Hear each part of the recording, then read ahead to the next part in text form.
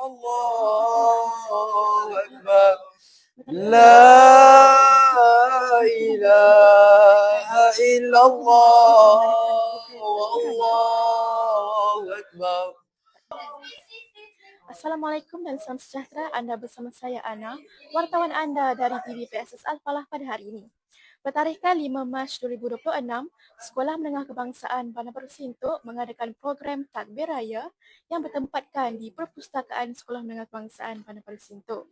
Program ini melibatkan beberapa barisan pemimpin muda sekolah iaitu Badan Pengawas, Pembinaan Sebaya, Pengawas Pusat Sumber Sekolah dan juga Pengawas ICT.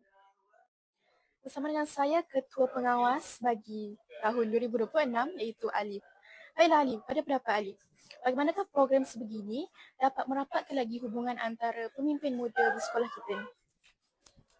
Bagi saya program ni dia merapatkan ukhuwah kerana macam seperti yang bila takbir kami duduk bersama dan takbir bersama, itu yang membuatkan ukhuwah kami semakin rapat sebagai pemimpin muda di sekolah ni.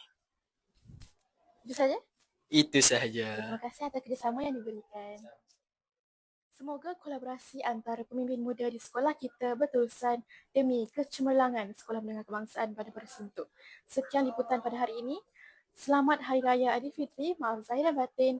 Sekian daripada saya Ana, wartawan anda dari TV PSS Al-Falah pada hari ini. Sekian dan jumpa lagi.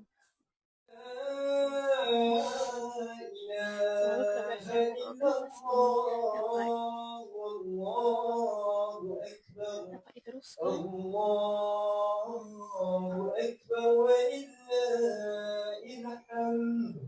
الله أكبر الله أكبر الله